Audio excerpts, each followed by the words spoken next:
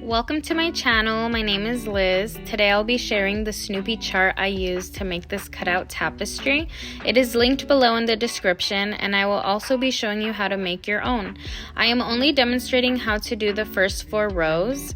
I hope this video will encourage you to make more cutout tapestries.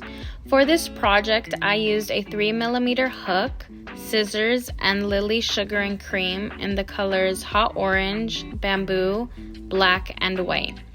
My final product is 11.5 inches by 11.5 inches from the tallest points. The level of difficulty, in my opinion, is intermediate. I do recommend that you do other squared tapestries before tackling this one, just so you get used to the wrong and right side of your work. To start off, I found this image by Stitchboard.com. It wasn't the size I wanted, so I uploaded the image on Stitch Fiddle, played around with the size, and edited some of the stitches and came up with this chart. If you haven't heard of Stitch Fiddle, it is a free website. I believe you have to make a login to use it, and I recommend accessing it from a desktop rather than a phone. This is the Snoopy chart. Once you zoom in, you can read how many stitches there are at the bottom. When you point the cursor, you can see which row you are on and what direction you should be going. If you go to File and Progress Tracker, it is easier to pinpoint which row you are working on. It also tells you the color used. However, on the chart it says tangerine for the orange, but I used hot orange. When I put hot orange on the chart, the color looks bad, so I just used tangerine for the chart. We start at the bottom of the chart and work our way up. I work from the right to the left. Each square counts as 1 single crochet. Start off by chaining 33 plus 1 in black. So for this guide, I'm using gray so you can see the stitches a little bit better. I did my 33 chains. I am going to chain 1 more for a total of 34. And then I'm going to make single crochets all the way down, starting into the 2nd stitch. I'm skipping that first one. This is going to be the first row of the tapestry, and I'll meet you at the end. I just finished making the single crochet and I'm ready to start on the 2nd row. From here, I'm going to chain 2 plus 1.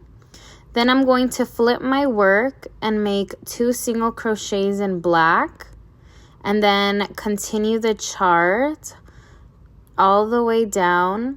And when I get to the very end, I will make an increase. So now let me show you what that looks like. I'm going to chain 2 plus 1 and flip my work.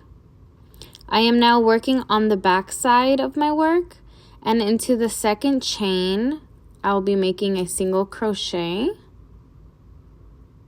And into the next chain, 1 more single crochet. But before finishing it off, I will be attaching my orange yarn and continuing the pattern on the chart. I'll meet you at the end of this row.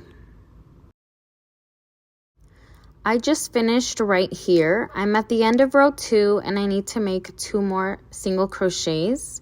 Instead of chaining like I did previously, I'm going to make an increase.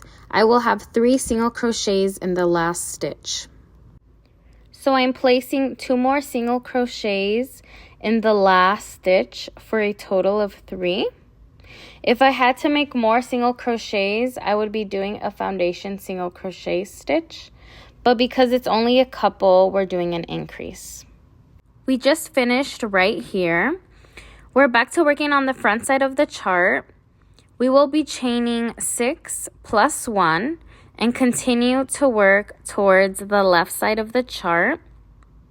Once we get to the very end, we will make a foundation single crochet stitch.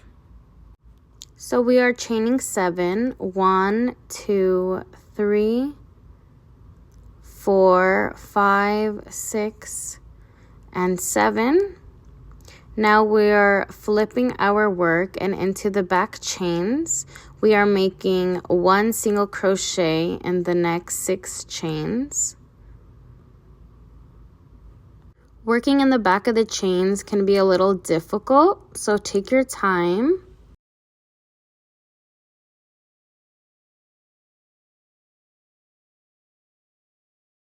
We are now at the base, and we will continue to follow the chart. I'll meet you at the end of this row for the foundation single crochet stitches. I am at the end of row 3. I need to make 6 more single crochets. I can't do increases because 6 is a lot, and I can't do chains because that will only add to the next row. So I have to make foundation single crochet stitches. To do this, insert your hook towards the bottom of the V, and then pull up a loop, go through 1 loop, and then go through both. And now a single crochet has been added. We are going to do this 5 more times until it matches our chart. So again, we are going to insert our hook towards the bottom of the V and pull up a loop, go through 1 loop, and then go through both. If you're a bit confused on how to make a foundation single crochet stitch, I'm going to attach a link in the description of a tutorial by Fiberflex.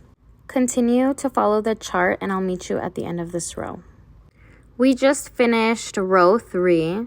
For the next row, we're going to have to chain 2 to add 1 single crochet to the side, and then we will continue the pattern till the other end. Once we get to the other end, we are going to make an increase, and this will be the last row I will be demonstrating. To make 1 more single crochet on the top, I will chain 2, 1, 2, and flip my work. I will be making a single crochet in the second chain from my hook. And then I will be continuing the pattern from the chart. I have to switch my color to orange. So I'll be grabbing my orange, and it is quite far away. So when I grab it, I'm not going to pull it too tight because then it'll bunch up all of the work, and we don't want that. So I just stretch it out and then continue to make my single crochets. So I will meet you at the end of this row.